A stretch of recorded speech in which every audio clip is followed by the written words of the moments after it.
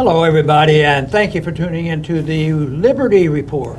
With us today is Daniel McAdams, our co-host. Daniel, good to see you today. Happy Thursday, Dr. Paul. How are you today? Wonderful, wonderful. Got a good show today, right? Yeah, something exciting. What it means yet, we don't know, but it could be a big deal. Biden's getting competition, not from Trump at the moment, but from another Democrat. Yeah. And a Democratic name.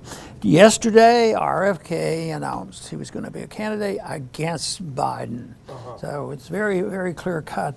But you know, I've been looking at the announcement. There were a lot of announcement stuff. You know, the thing that struck me as what is exciting is he doesn't like neocons, and he doesn't like the combination, which we've known for a long time. He doesn't like the combination of big government and big business. So he's been on that position for a long, long time. But that generally puts him into the category of progressive, and we worked with him on anti-war issues, on civil libertarian issues, but he's developed a name because he was willing to take on the pharmaceutical industries. And that's a big deal, because if you break ranks there, they can come down hard on you. So he's starting off with you know, an enemy that might be a plus rather than a negative. You know, it's the people, it's the corporate world, it's the you know, the neocons, the pro-war people. So I think he'll be a good test for the Democratic primary, because it shouldn't be hard for him to stake out his case. And I find this pretty exciting and valuable in one way or the other. I think libertarians generally will be happy. We like to see competition, but I think most libertarians realize he's not, you know, a libertarian, but on the issues, if he's very libertarian on civil liberties and on the war issue, that's pretty darn good. So I'm sure on the social, or you know, the some of the social issues that he, and medical issues, the good medical part, you know, giving good medical care, not supporting the pharmaceutical industry. So I think it's very interesting. I hope he does well in the campaign. I hope he stirs it up good. Yeah, absolutely. And although we never endorse candidates or we're not really that into politics, we sort of observe from a distance. And you're right, this is something exciting. The last thing I want is to watch Joe Biden campaigning, and we know how Donald Trump sounds, and we like some things that Donald Trump says, but we know how it sounds. It can get a little tedious. And let's put up this first clip. I think this is the Daily Caller's headline. He files paperwork for 2024 presidential run, and all you have to do is look at him. He looks like a president. I mean, that's a pretty superficial thing, but he looks like a president. He looks presidential, unlike, I think, the other two candidates in a way. But it is very interesting because, and I think you suggested early on, and I've noticed among people that I follow on Twitter who are libertarians, that there is a lot of excitement. There's a lot of excitement across political parties. There is excitement among conservatives. I think it's a breath of fresh air. And here are a couple of things that he's said recently, and we have to thank Zero Hedge for these tweets that we pulled out of their article. But here's what he said when he was exploring whether or not to file. And this is how he's going to define his candidacy. My top priority will be to end the corrupt merger between state and corporate power that has ruined our economy, shattered the middle class, polluted our landscapes and waters, poisoned our children, and robbed us of our values and freedoms. Together we can restore America's democracy. That's a pretty powerful statement that I think many people can get behind. Now I think we can certainly understand why he was so popular at our conferences. Yeah, you know? yes. He really was. And, you know, but it's to me a very good, what I would look forward to is if Biden were brave enough to have a debate with him. Wouldn't that be pretty neat? Because I see him as somebody that doesn't need to mince words. He doesn't need to propagandize. He isn't insecure enough that he has to blur the information he's given us. That's generally the problem. I think that's what gets people tired. But in the current political situation, that's a negative, because his baggage is telling the truth. You know, with the ordinary people looking at this, and yet I think there's a market out there for people that come across, you know, for telling the truth, because I think that it's not difficult for people to say, well, he's telling the truth. I don't agree with him on this thing, but on these other things I do, because I think decent people and most people will not think that every single person is going to agree on every single issues. I think that is well known. So I think that he's going to do better than they expect him to do, and I don't know whether he'll have a money problem, but I think people will send him some money. Yeah. And the thing that's interesting about this is on foreign policy, he's going to be able to outflank Trump a little bit, I think, because Trump has been very good, we have to say, when he says, what the heck is wrong? Why can't we get along with Russia? Why are we in this war? He's good on that. But I think RFK Jr. articulates a much more cohesive idea, and he blasts the neocons, which we love. Let's put this next one up. This is a tweet of his from just a couple of days ago, and this basically sums up everything that we've been talking about for a couple of years. He says, and this is long if you'll indulge me, Dr. Paul, he says, the collapse of U.S. influence over Saudi Arabia and the kingdom's new alliances with China and Iran are painful emblems of the abject failure of the neocon strategy of maintaining U.S. global hegemony with aggressive projections of military power. China has displaced the American empire by deftly projecting instead economic power. And this is great. He says, over the past decade, our country has spent trillions bombing roads, ports, bridges, and airports.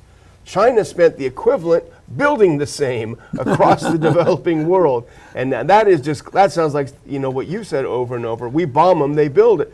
But this last part I really like. The Ukraine war is the final collapse of the neocons' short-lived American century.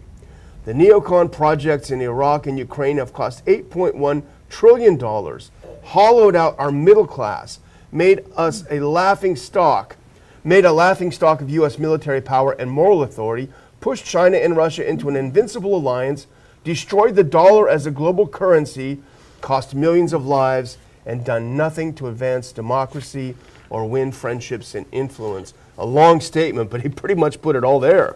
You can understand why the establishment's not anxious to see him be successful. Yeah. But there's going to be people out there that will, and they're going to be disgusted with the current situation in politics, even though there's some very sincere people, and I think the Democrats they're over the top, but there's a lot of people who say that Trump is the alternative, we have to support him, but they're going to hear some things from RFK that they're going to stop and think about it, and that's the way it's supposed to be. People are supposed to discuss it, and maybe they would move along in the direction. I think what RFK should do, if this moves along, let's say Biden won't debate. Yeah, he ought to debate RFK. Yeah. Let Trump debate RFK. Yeah, debate Trump. Just skip Biden. Let him stay home in his basement. Yeah. But the thing I remember from when we had him on our program a couple years ago, I guess it was back in 21, is when you and he got into a discussion of the CIA. And do you remember how he lit up? I mean, in a way, that's kind of scary because when he was first exploring this, I got a call from Lou Rockwell saying, do you think the CIA is going to off him if he runs? And he was genuinely worried.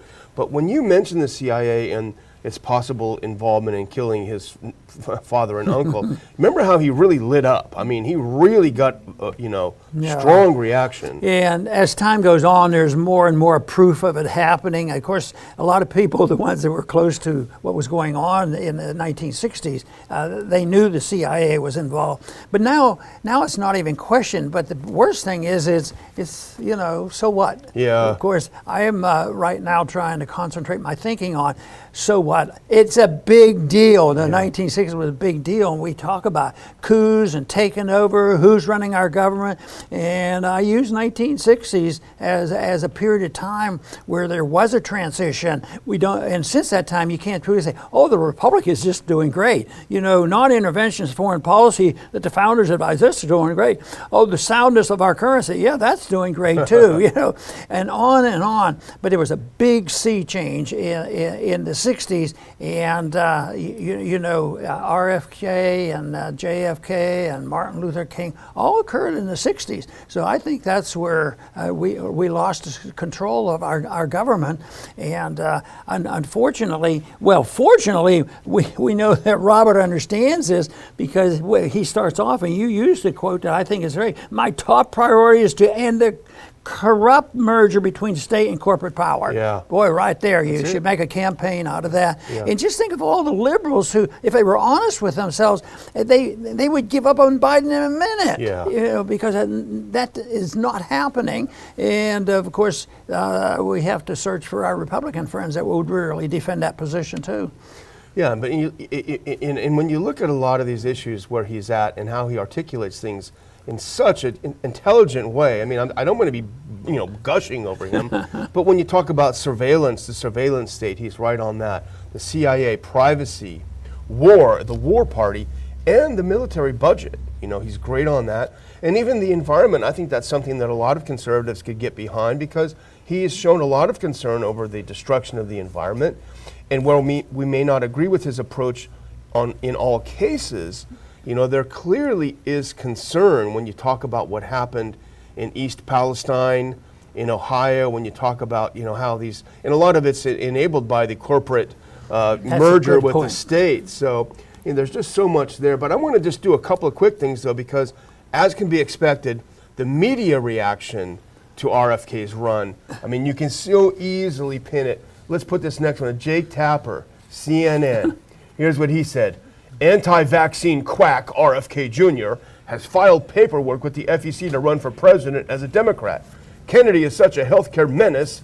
In 2019, even his cousins wrote an op-ed criticizing his anti-science views on life-saving vaccines.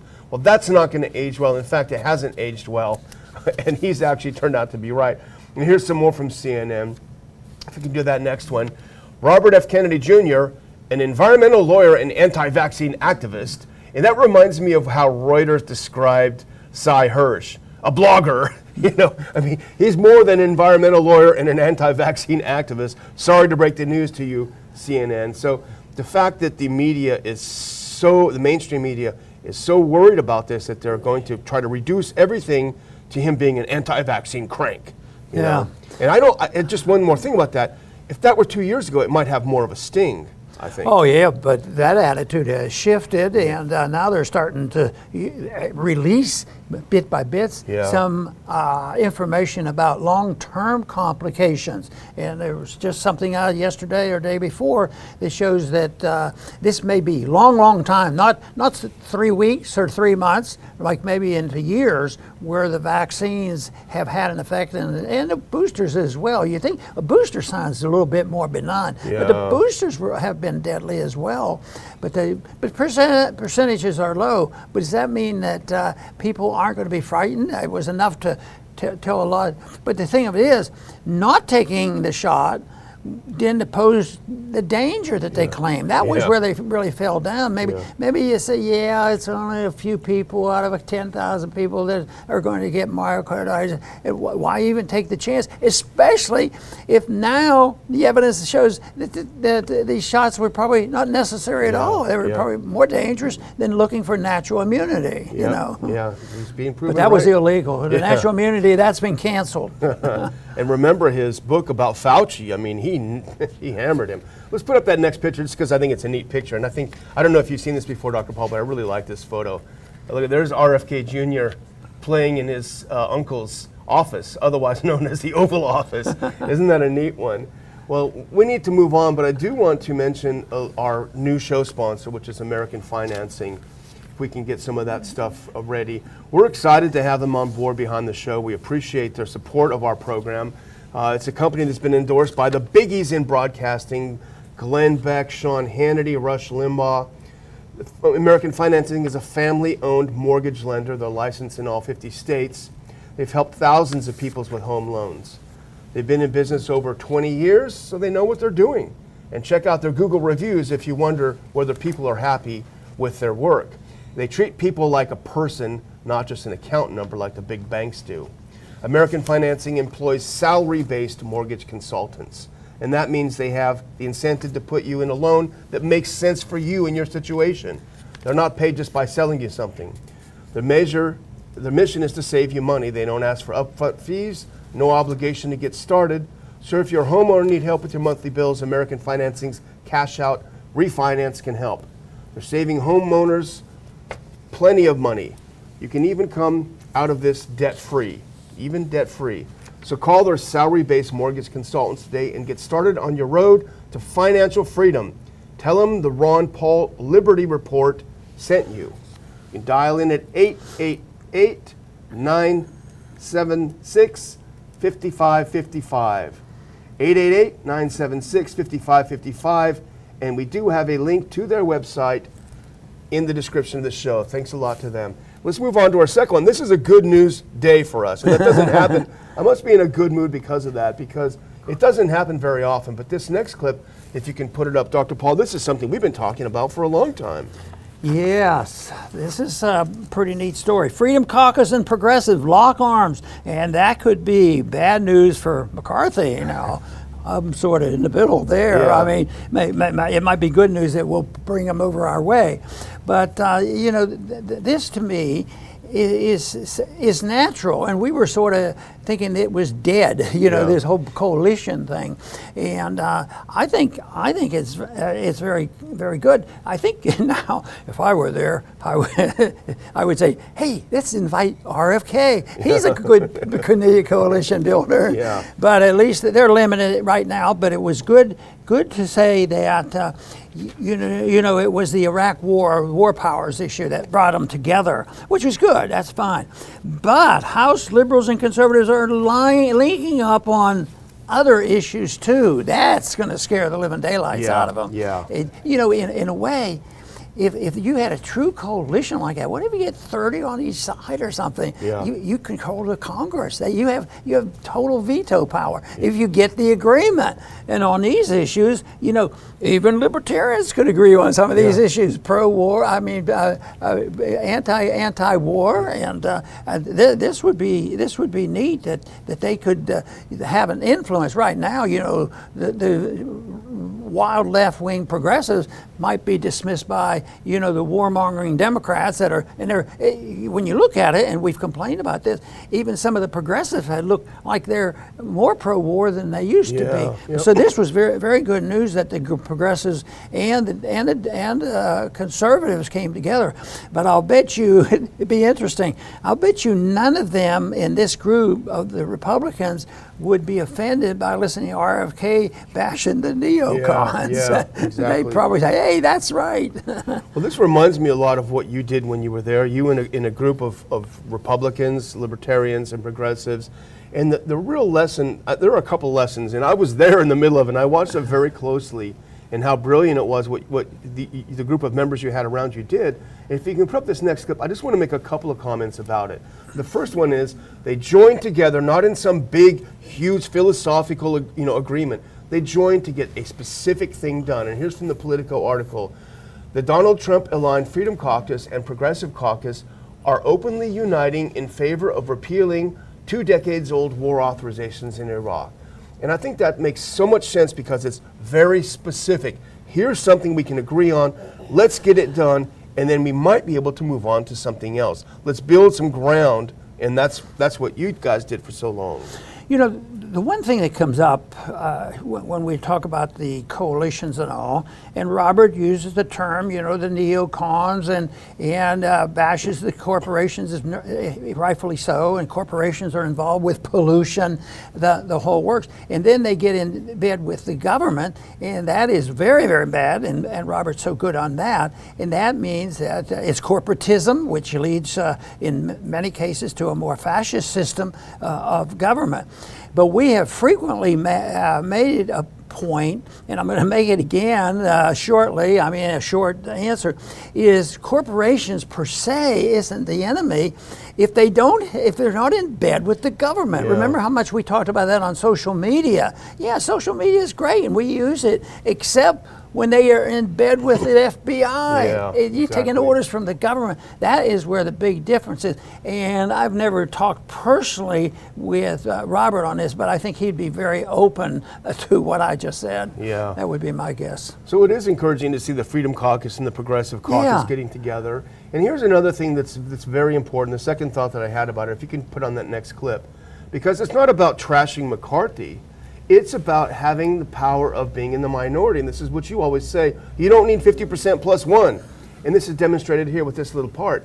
He says the alignment could create headaches for McCarthy because he can only lose 4 members of his own party during any given floor vote in the closely divided House. That means that this group in the Freedom Caucus, together with their allies in the Progressive Caucus, hold an enormous amount of power and an enormous amount of leverage. And they used that leverage when they held up the speakership for a little bit. And I, at the time, I gave a couple of interviews where I said, I hope they realize the power they have. And it doesn't take much. They only need 4. So there's a lot of stuff. And they talked about in the article, the two agree on the stupidity of banning TikTok. They're concerned about the surveillance state. So all these little things that they can agree on without having a lot of problems, wow, they could get a heck of a lot done. I see this as the best thing that could come from this. It turns out to be a debating club. The two groups come together and they've agreed on some big items, you know, say the going to war and some other things. They agree and bring them together, but then they start talking about it, and there'll be some fine points to go over. So the conservatives and constitutionalists have an opportunity to present their side of it, because the goal, at least on the surface, could be what we need to do is to get together the best we can, and that might motivate, you know, the conservatives to become more libertarian and the Democrats to become more libertarian too, and come together with a libertarian message. Because in a way, you know, both groups are the libertarian branch of their parties. Yeah, exactly. You know, whether it's civil liberties or on the war or on economics, Yeah. they're looking for it. Instead of now, because the American people are so disgusted because there is no rule of law, absolutely none, and you're mocked if you say there's a constitution and that sort of thing. So maybe wasn't their announced reason for coming together, but it was an obvious point that has to be made, because that's what's necessary for them to work, and just bring them down a little bit closer, especially if they have the final say on most legislation. Yeah. And that's such an important thing you just said, because they love to say, oh, they're such odd bedfellows. No, because it's a libertarian wing of each party coming together. So it's actually more of a natural coalition.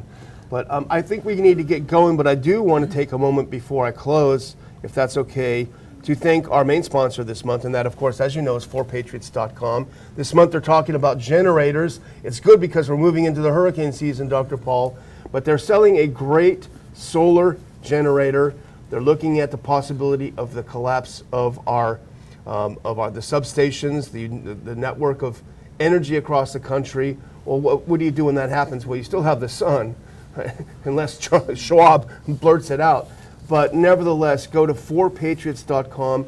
You take your solar power generator with you wherever you go. You don't have to plug it in your house. It's an American company. You put in Ron and get your 10% discount. Whatever happens, if we have a failure of the power grid, if we have a hurricane, if we have a snowstorm, you keep your fridge going. Keep your microwave, your medical devices. Keep your phones charged so you can stay in touch with people. There's so much you can do, and the folks at 4patriots.com are going to give you a 10% discount if you put in Ron as your code, and also they're going to send it to you for free, anything you spend over $97. I do have a link in the description for them as well. So please, if you're in the market, look into what they have to offer. It's a great American company. And I'm just going to close, Dr. Paul, before handing over to you, to remind everyone, if you can go to that very, very last link, that we are now live with tickets to our Houston conference. We had a great response yesterday for ticket sales. People are interested. We have also our host committee members. For people who want the VIP experience, you can email me, and you'll find it when you go to the link in the description. There is an email to send me an email. We've already filled up about a half of our available slots for the host committee. It's going to be a great event. We're talking about nihilism, and the war on truth, something Dr. Paul has written about extensively and continues to talk about. So we look forward to seeing you there June 3rd in Houston. You know, the American people have asked for coalitions and cooperation and the parties working together. And there's one way of doing that I think is not worth much, is that each side has to give up some very, very serious beliefs that they have and come together and water down both sides. In this case, it's a coalition, completely different. And I think the people, when they hear about this, they're working together, and the definition might be a little bit different, but they're working together. And then if they recognize that, and they're doing it on a higher principle. They're talking about freedom and the Constitution and bringing people together. And you can defend progressivism, in many ways, in a libertarian fashion, constitutional fashion, just like the free market. So I think the American people, if they see this, people coming down, why are those two people who get together? I always had fun with that. What are you doing with that guy? He's a wild-eyed left-winger, So I think the American people could wake up and say, yeah, we like this. You're talking together, and if you have a say, maybe we can come together. And I would say that it'd be safest take the war issue, the first thing that bring them together, taking away the war powers. I think conservatives, progressive, constitutionalists, and liberal people. How many people in the grassroots, oh, I love war, that's why I'm in the military. There's so much nonsense. So I think it could be very, very positive that they'll see this as just a bringing together, and there'll be a spillover, not only the immediate spillover and the benefits of these two groups working and trying to push legislation in a certain direction. I think it will be a place for the American people to come together and say, yes, this is good, and you're defending it on principle, and they're agreeing on the principles.